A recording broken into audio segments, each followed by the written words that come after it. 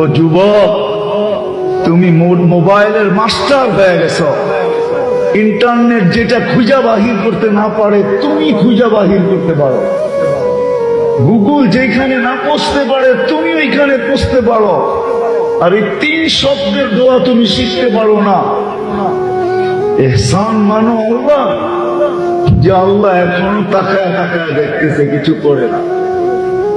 নাইলে আল্লাহর একটা ধমকি আছে, ঘোষণা আছে, শাবাব লা ইয়াক্তারুকা শাবাবুকা, যুবক যৌবন যেন তোকে বেশি ধোঁকায় না ঢালে, বেশি বিমুখ না করে, বেশি মাতাল না করে, বেশি উতাল না করে।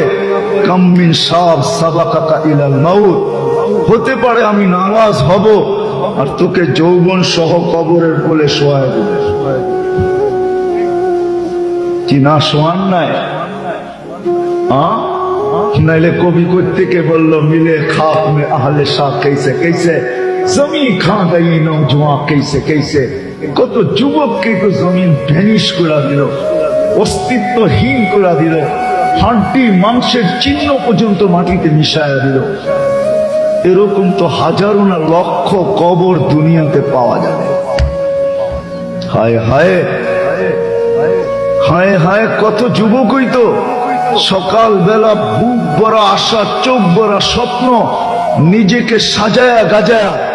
যেদিন পদ্মা ব্রিজ উদ্বোধন হয়েছে আর যুবক বাইক অ্যাক্সিডেন্টে মারা গেছে, ও কি নিজেকে কম সাজায়া বাহির করছিল নাকি? না ওর মনে কম আশা ছিল, না চোখে কম স্বপ্ন ছিল? ও তো ভাবছিল 18 কোটি মানুষকে আজকে তাক লাগায় দিব, আমি বাইকে পদ্মা অতিক্রম করব, আমার মাথায় বাঁধা ক্যামেরা পুরাটাকে ক্যামেরা বদ্ধ করবে, আর আমি এটা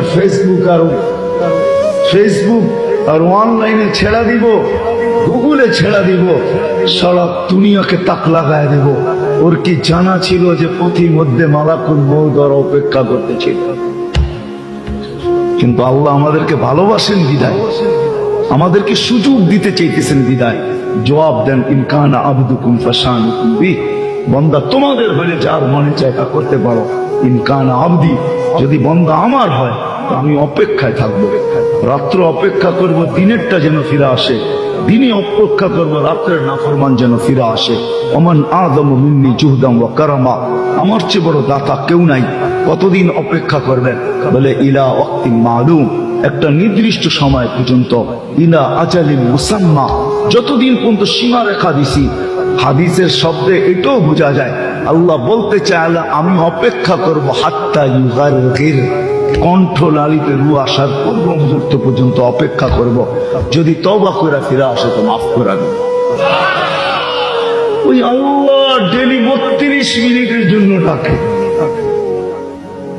আমার সমাজ যদি বলে যে আমি তো জানি না নামাজ কিভাবে পড়তে হয়, কি কি পড়তে হয়, এগুলো তো আমি শিখি নাই। আল্লাহ এতটুকু ফ্যাসিলিটি আমাদেরকে দিতেছেন। ওলামাদেরকে জিজ্ঞেস করেন, আপনি ইমাম সাহেবের পিছে দাঁড়ায় যান ইমাম সাহেবের পিছনে, শুধু ইমাম সাহেব যা করে তা করতে থাকেন, কিচ্ছু পড়তে হবে না। কিরাআতুল ইমামি কিরাআতুল লাহু, ইমাম যা পড়বে সব নিজের জন্য না, তোমার জন্য পড়বে। ইঞ্জিন নিজের জন্য চলে না, ডাব্বা নেওয়ার জন্যই চলে। ইমাম যা পড়বে তোমাকে নেওয়ার জন্যই পড়বে। ইঞ্জিন নিজে চলার জন্য চলে না, ইঞ্জিন তো চলে ডাব্বাকে তার গন্তব্যে পৌঁছানোর জন্য। ইমাম নিজের জন্য পড়ে না, ইমাম তো পড়ে প্রত্যেক মুসল্লিকে, পড়তে জানুক আর না জানুক, আল্লাহর কুদরতি কদম পর্যন্ত পৌঁছানোর জন্য। ওই আল্লাহ ডাকে।